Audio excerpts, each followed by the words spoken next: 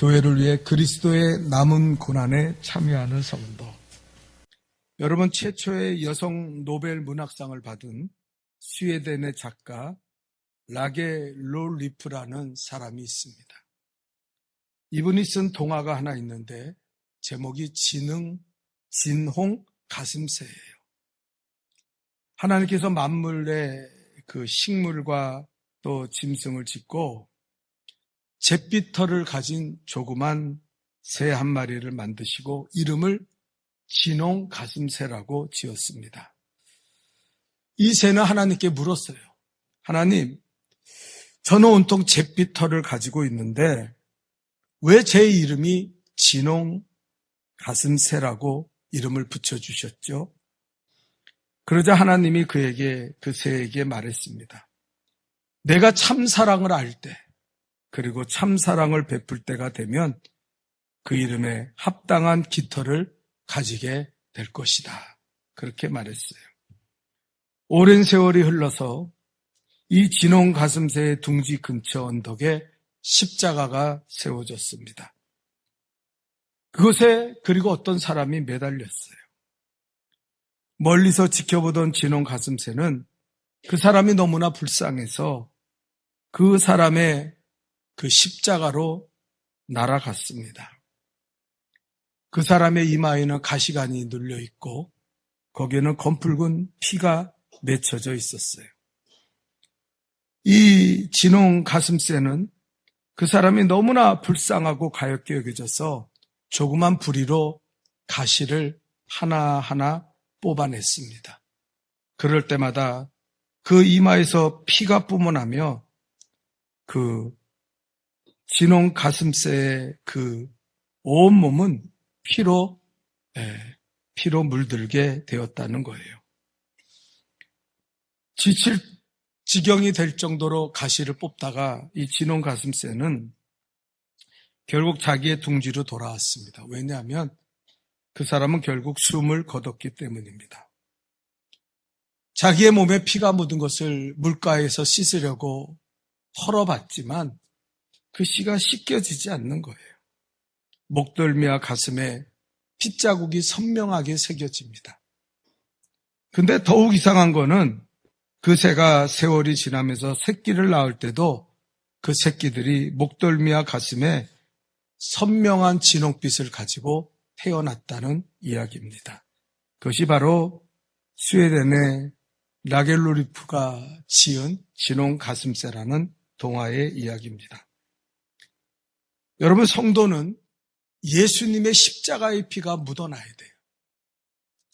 십자가의 피를 잃어버린 성도는 더 이상 성도일 수가 없습니다.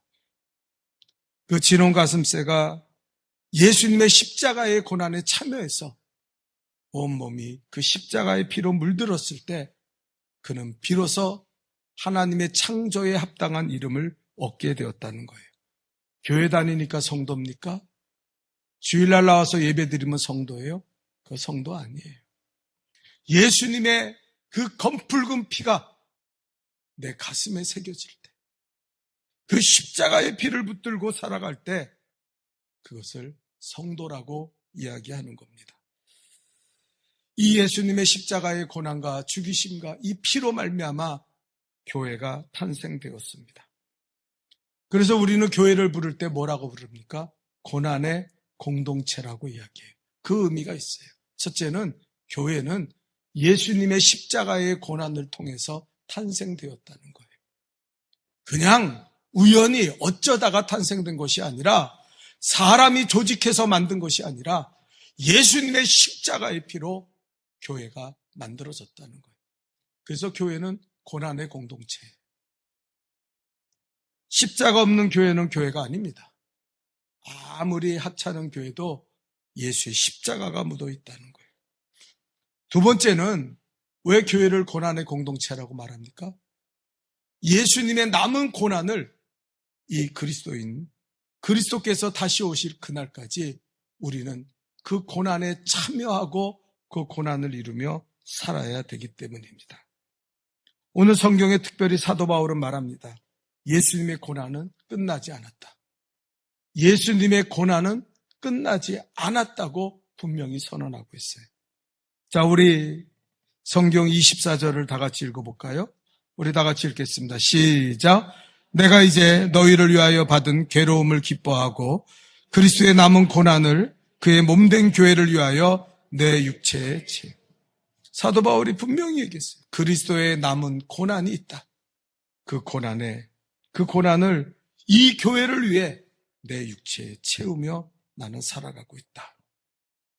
여러분, 예수님은 교회의 머리라고 그랬어요. 오늘 본문에 그랬죠. 그리스도의 남은 교회를 그의 몸된 교회의 머리는 예수 그리스도고 우리는 교회의 몸이에요. 교회는 그리스도의 몸이에요. 여러분, 머리가 아프면은요, 머리만 아픕니까? 그 몸도 같이 아픕니다.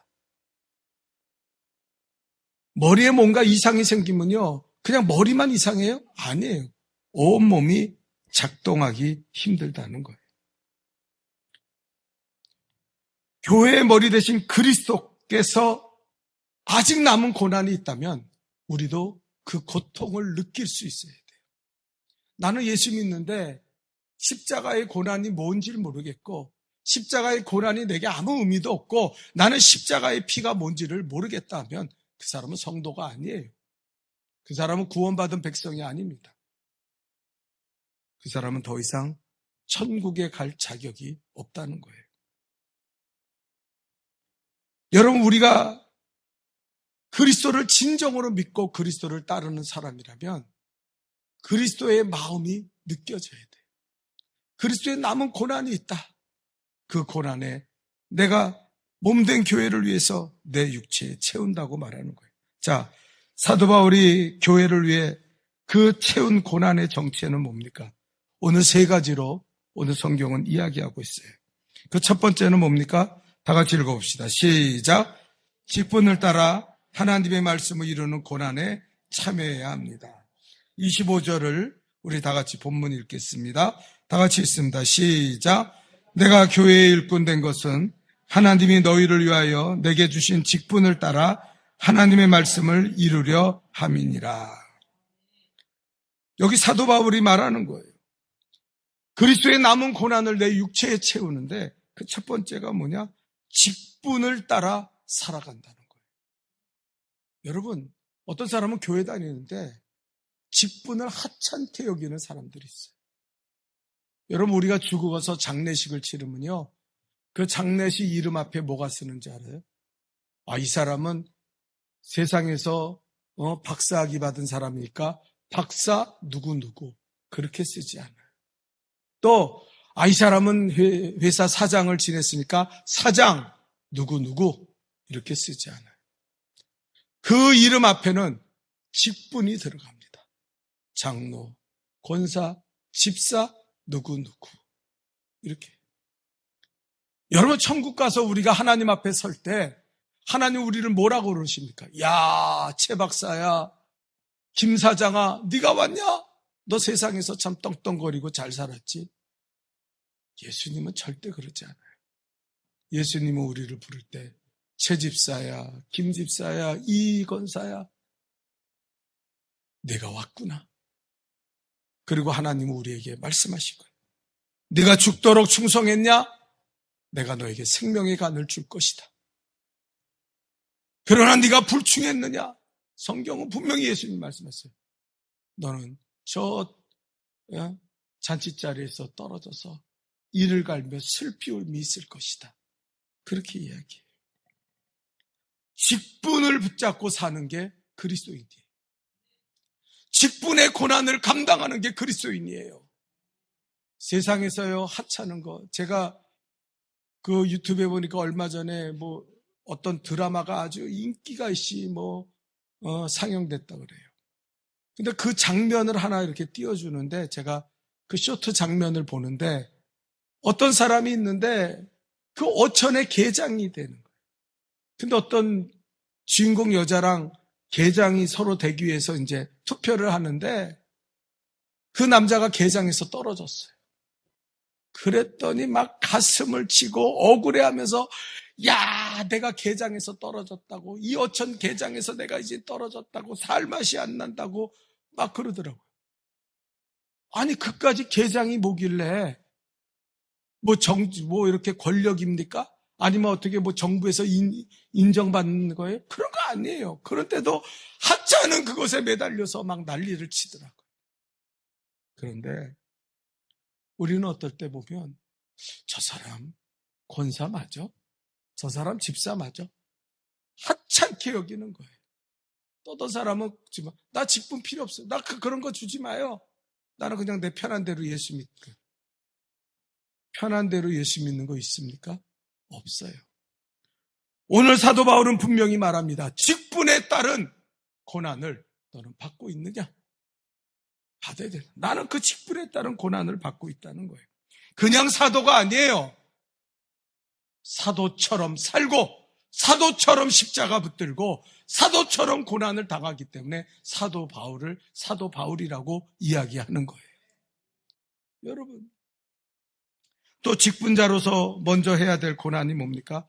말씀을 이루는 고난에 참여해야 된다. 따라합시다. 말씀을 이루는 고난에 참여해야 된다. 이 말이 뭐예요? 말씀대로 살아야 된다는 거예요. 말씀 없는 사람은 말씀의 고난을 당하지 않고 사는 성도들.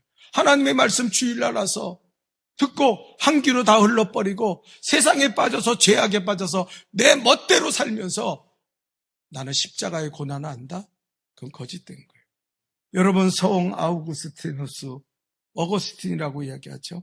꿈을 꿨는데 천국문에 이르렀는데 그 천국 문지기가 딱 지키고 있는 거예요. 그리고 어거스틴을 보면서 물어봅니다. 당신은 누구십니까? 그랬더니 어거스틴이 말하기를 저는 예수 믿는 사람입니다. 저 천국에 들어가게 해주세요. 그랬더니 그 천국 문지기가 가만히 이 어거스틴을 보더니 하는 말이 내가 보니 당신은 예수 믿는 사람은 아닙니다. 당신의 머릿속을 보니까 예수님의 말씀은 하나도 없고 온통 철학적인 지식으로 가득 차 있습니다. 당신은 철학자인지는 몰라도 예수 믿는 사람은 아닙니다. 그렇게 이야기했어요. 깜짝 놀라서 꿈에서 건 이 어거스틴은 그 후에 굳게 결심했습니다. 그렇다. 나는 예수 믿는 사람인데 예수 믿는 사람답게 하나님의 말씀을 붙잡고 살지 않았구나. 이제부터는 오직 한 권의 책을 성경을 붙잡고 하나님의 말씀을 따라 나는 살아갈 것이다. 그렇게 결단했다는 거예요. 여러분 머릿속에 뭐가 차 있습니까? 성공이요? 철학이요? 돈이요? 세상 것이요? 그것은 이런 것들에게 끌려가는 사람들은 직분을 감당하지 않습니다. 충성하는 종이 되질 않아요. 성도가 성도되는 그 성도의 정체성은 무엇이냐? 하나님의 말씀이에요. 우리의 심령에, 우리의 머리에 하나님의 말씀이 있을 때 그 사람을 성도라고 부르는 거예요. 하나님 말씀 없는 사람이 무슨 성도예요? 그래서 오늘 사도 바울은 얘기하는 거예요. 직분을 붙잡고 그리고 나는 하나님의 말씀을 이루는 고난에 참여해야 된다. 두 번째입니다. 다 같이 읽어볼까요? 시작. 2번 시작. 고난이 십자가의 복음을 전하는 고난에 교회는 참여해야 된다. 여러분, 독일의 유명한 목사님, 신실한 신학자고 나치에 항거하다가 승교한 존 에퍼 목사님이 있어요. 이 목사님이 히틀러가 광적으로 젊은이들을 모으고 그리고 완전 미쳐가지고 전쟁을 일으키고 유대인들을 학살하면서 엄청난 악마적인 행위를 합니다. 그런데 독일은 기독교 국가였어요. 그 많은 교회가 있는데 교회는 아무도 히틀러를 막지 못했어요. 아무런 영향력이 없는 그런 독일 교회를 바라보며 존 에퍼 목사님은 이렇게 너무나 유명한 얘기 있어요. 독일 교회가 너무나 싸구려 복음을 전하기 때문에 교회는 더 이상 독일의 아무 영향력을 발휘하지 못하게 되었다. 싸구려 복음을 전한다. 우리도 마찬가지 아닙니까? 예수 믿으면 천국 가. 고난도 없어요. 십자가도 없어요. 그냥 교회 나와서 한번 예배 드리고 그냥 돌아가서 세상에서 마음껏 살아가면 그러면 천국 갈 수 있어. 나 천국 가. 과연 갈까요? 오늘날 한국 사회에서 교회는 어떤 영향력을 끼치며 살아가고 있습니까? 과거에 대한민국은 적은 기독교인이 있지만 그러나 나라와 민족을 살리는 교회들이었어요. 나라의 지도자들이었어요. 그 큰 영향력을 끼치며 살았습니다. 지금은 교회가 얼마나 많이, 개신교가 종교인으로 우리나라의 최고예요. 그런데 교회를 보십시오. 사회에 아무 영향력이 없이 살아가고 있습니다. 왜요? 싸구려 복음을 가지고 살기 때문에 교회는 영향력을 잃어버리는 거예요. 존 F 목사님 말씀대로. 복음이 뭡니까? 예수님이 우리를 위해 인간이 되어 이 땅에 오셔서 고난당하시고 십자가에 못 박혀 죽으심으로 거저 공짜로 우리를 구원하셨어요. 그러니까 이게 마치 싸구려 복음인 것처럼 사람들은 생각한다는 거예요. 여러분 그렇습니까?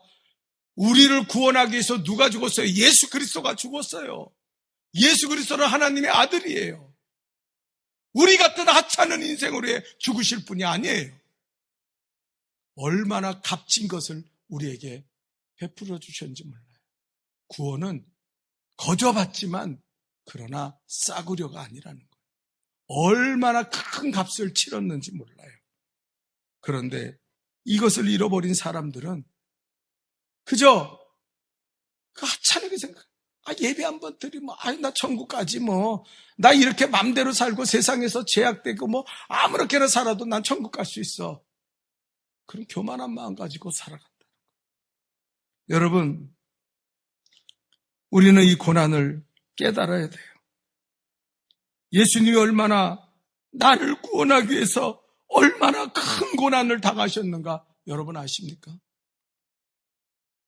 옛날에 우리 교회에서 지저스 크라이스트라는 영화를 상영할 때 외부 사람이 왔는데 한 할머니가 오셨어요.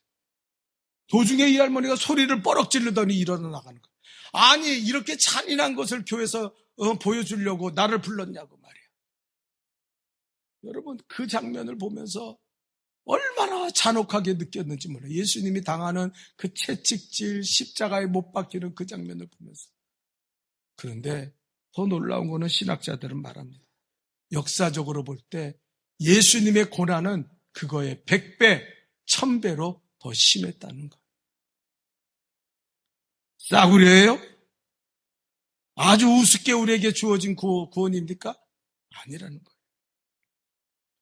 또 두 번째는 예수님의 고난을 생각할 때 이 고난이 이 십자가의 복음이 우리에게 전파되기 위해서 얼마나 많은 신앙의 선조들이 순교의 피를 흘렸는지 몰라요.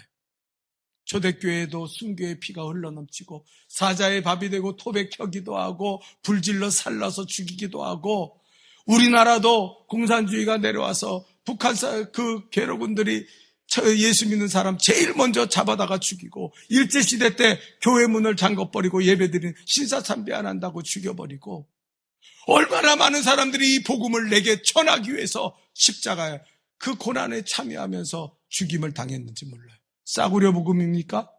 얼마나 많은 사람들이 죽었는데 그 복음을 내게 전하기 위해서. 싸구려 복음이 아니에요. 그래서 주님은 말씀하시네요. 오늘 사도 바울은 우리에게 말하는 거예요. 이제는 예수님이 당한 고난, 우리의 신앙의 선조들이 그 복음을 전하기 위해서 당한 고난을 이제는 당신들이 참여해야 됩니다. 당신들이 나가야 됩니다.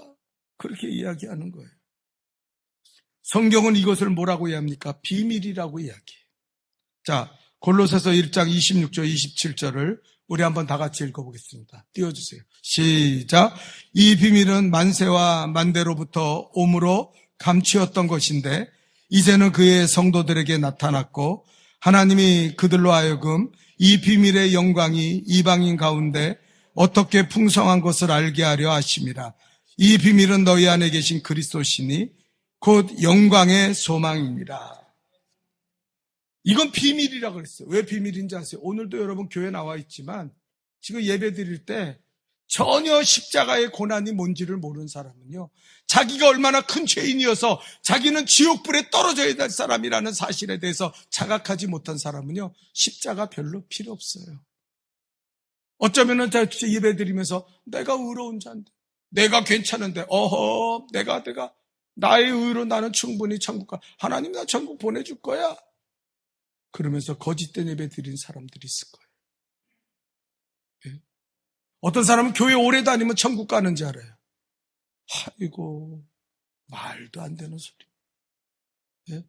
어떤 사람은 자기가 직분이 있으면 천국 가는지 알아. 목사는 천국 갑니까? 목사라고 천국 가는 게 아니에요. 그래서 복음은 비밀이에요. 내 죄에 대해서 애통하고 괴로워하고 십자가 붙들면서 나의 의로는 구원받을 수 없습니다. 이 십자가의 피로 나를 씻겨주세요. 이 십자가로 나를 구원해. 그 사람이 예수를 만나는 거예요. 그리스도를 만나는 거예요. 그래서 복음이 비밀이에요.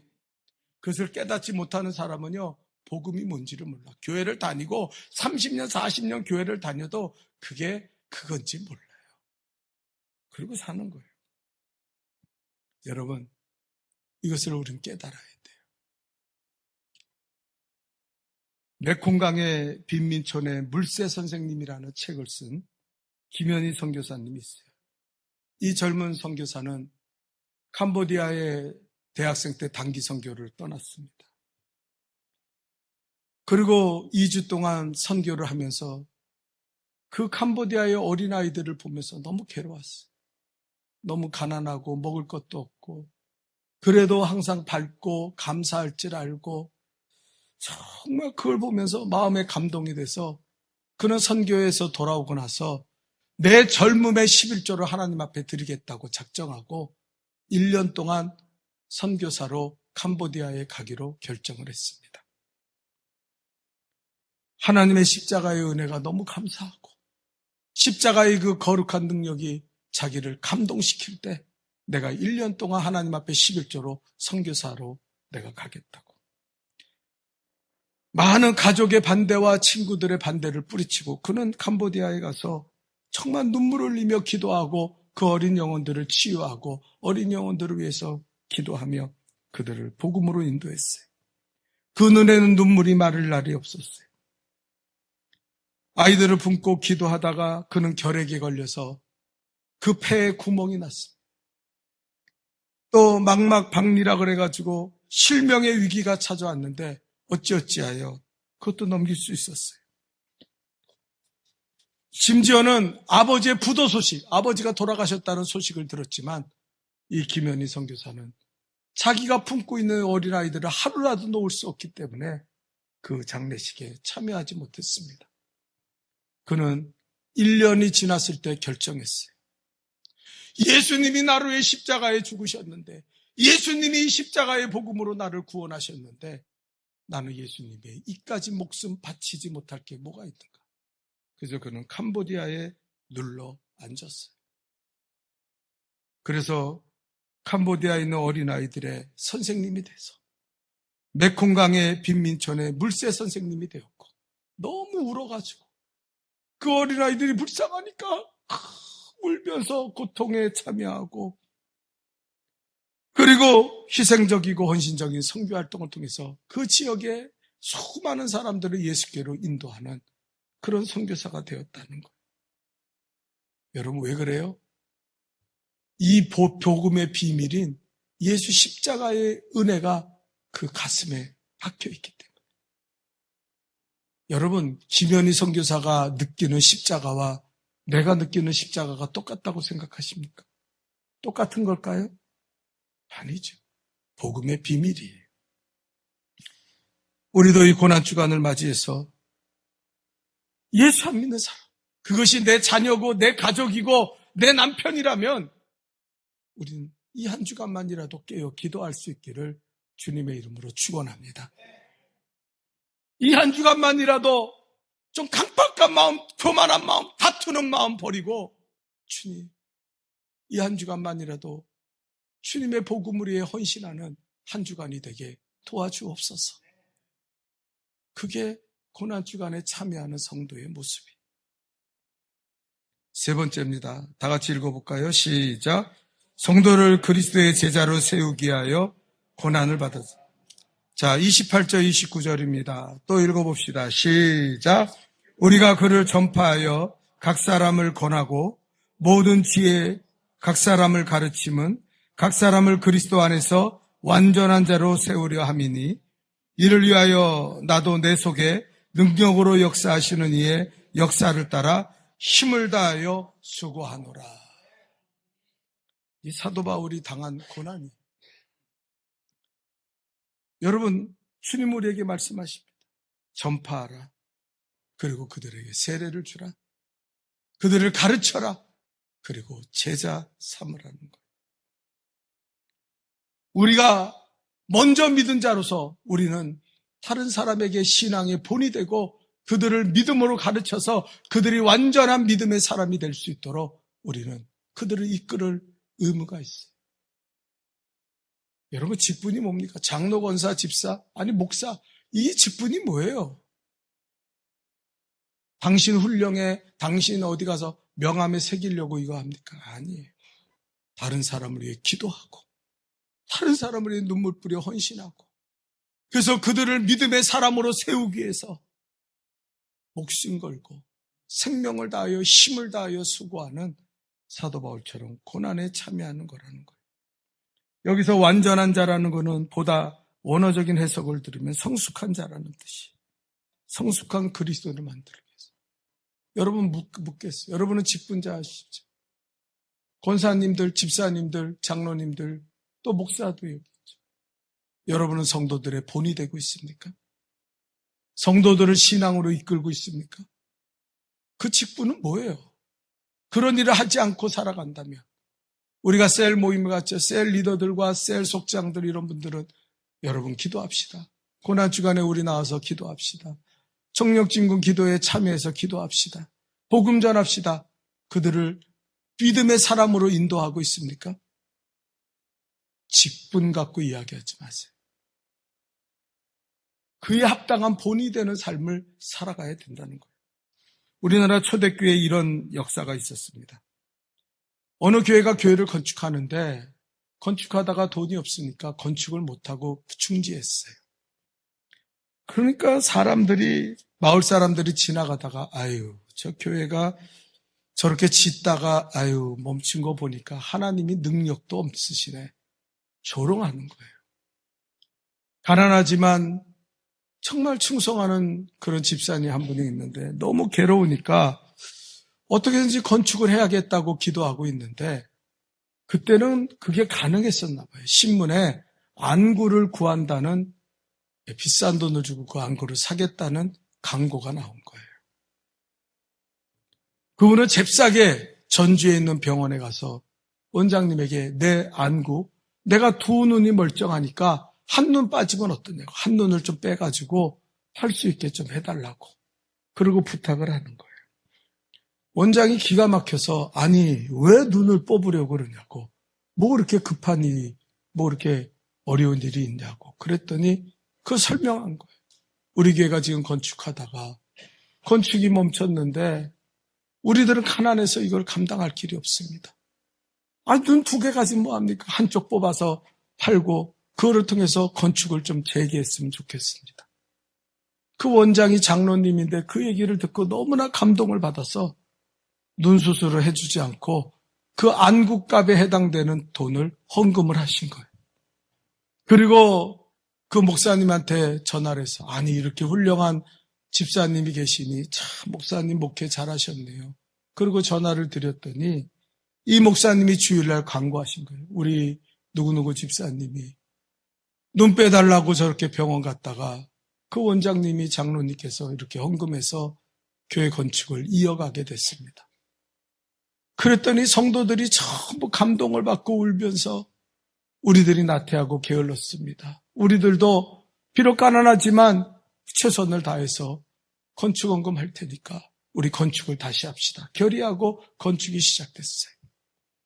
미국에까지 이 소식이 전해져서 미국의 어떤 교회가 이 집사님을 초청해서 간증을 듣고 싶어 하면서 집사님 여기 와서 간증 좀 해달라고. 그리고 우리가 그 교회 짓는데 건축원금 우리가 모아서 드리겠다고. 그래서 건축원금을 보내왔어요. 그리고 나서 미국에서 자기가 갖고 있는 목표야. 그대로 간증을 했더니 사람들이 너무 감동을 받고 저 가난한 집사님을 좀 도와야겠다. 자녀가 둘이 있는데 그 자녀를 우리 교회에 보내주시면은 우리 교회에서 이 아이들 다 공부시키고 이 미국에서 다 먹고 지낼 수 있도록 다 책임질 테니까 보내달라고.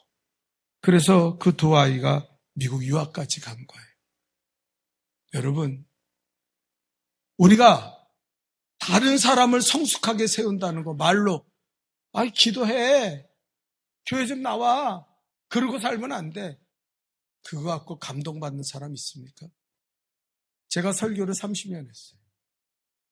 제가 느끼는 게요. 30년 동안 설교해서 설교 듣고 변한 사람은 한 사람도 없어요. 그걸로 변화되는 게 아니에요. 내가 정말 십자가 지고 고난당하는 모습을 다른 사람에게 보여줄 때 다른 사람도 십자가 지고 주님 따라가는 거예요. 그렇게 기도하기도 싫고 교회 오기도 싫고 예배 드리기도 싫고 헌금하는 것도 아주 찔끔찔끔 그냥 뭐든지 다 그런 사람들이 모인 게 누가 와서 헌신하고 누가 와서 기뻐하고 누가 와서 충성합니까? 누가? 옛날에 어떤 분이 그러더라고요.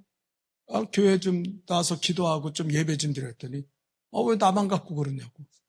다른 사람들도 다 안 나오는데 왜 나만 갖고 그러냐고. 창피하잖아. 교회는요, 제자를 세우는 교회가 돼야 돼요. 말로 세울 수 없습니다. 내가 기도하는 모습을 보여야 돼요. 여러분 자식들이 왜 교회 안 다니는지 아세요? 내가 예배 드리는 모습 보여주지 않고 집에서 기도하는 모습 보여주지 않으니까 그 자식들이 교회 안 다니는 거예요. 우리 엄마 아버지는 맨날 텔레비전이나 보고 집에 와서 딴짓이나 하지.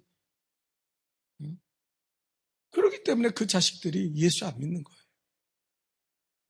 본이 돼야 돼요. 그래서 다른 사람을 성숙하게 세우는 고난에 우리가 참여해야 될 줄 믿습니다. 정말 그렇게 되기를 바라요. 제가 들을 말씀이 저부터 본이 안 되기 때문에 여러분한테 부끄러워요. 우리는 이 고난 주간을 보내면서 세 가지의 고난을 생각합시다. 직분자로서 사명을 붙잡고 하나님의 말씀을 이루는 고난에 참여해야 된다. 십자가의 복음 전하기 위해서 기도하며 하나님, 아직도 예수 안 믿는 사람이 있다면 예수 그리스도의 그 고난에 참여하는 마음으로 복음 전해야 된다. 다른 사람을 좀 성숙한 그리스도를 만들기 위해서 나는 신앙의 본을 보이고 있는지, 내가 먼저 기도하고 내가 먼저 예배하고 내가 먼저 헌신하며 내 자식들에게, 내 믿음 없는 사람들에게 나는 신앙의 본이 되고 있는가, 우리는 그 고난에 참여하고 있는가 생각해 봐야 돼요.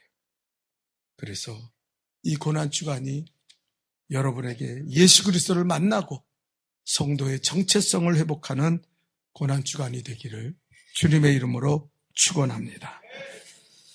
거룩하신 하나님, 이 고난 주간을 맞이해서